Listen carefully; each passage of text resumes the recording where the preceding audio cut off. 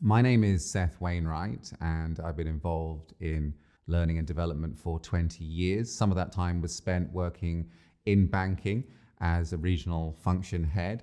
And then for the last 12 years or so, I've been working full time as a trainer, facilitator, and executive coach. Again, mostly in the financial services industry, but I've also worked with law firms, universities, even Premiership football clubs. I've been training one way or another for over 20 years now.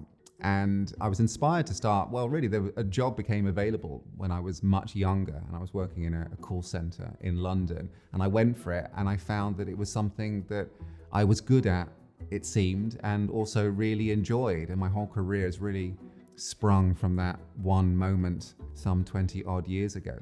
My favorite part about training people is when you notice that they're having the classic light bulb moment. You may only get one per course, but when there's something that you talk about or share with them or discuss with them, and usually you can just see something in their eyes and facial expressions that's just told you that that has stuck, that it's resonated with them, and that's when you know you get that feeling it will make a tangible difference to their success in the job, and that's really exciting.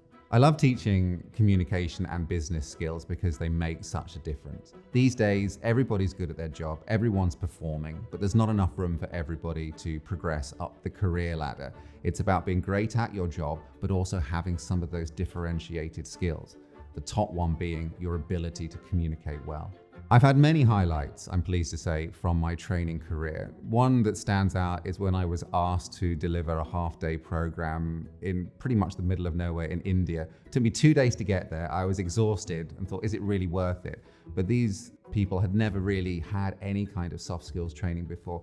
They were so pleased and so curious and hungry for it that it made what could have been a really tough trip actually one of my career highlights.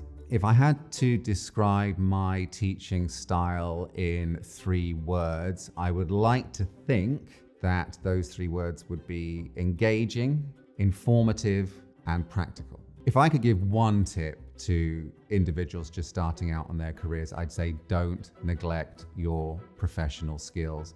Technical knowledge is really, really important, but what tends to make the ultimate difference to your success is those supplementary business skills. Something about me that people might be surprised to know, well, it's not really about me, but I actually come from a long line of cobblers and shoemakers.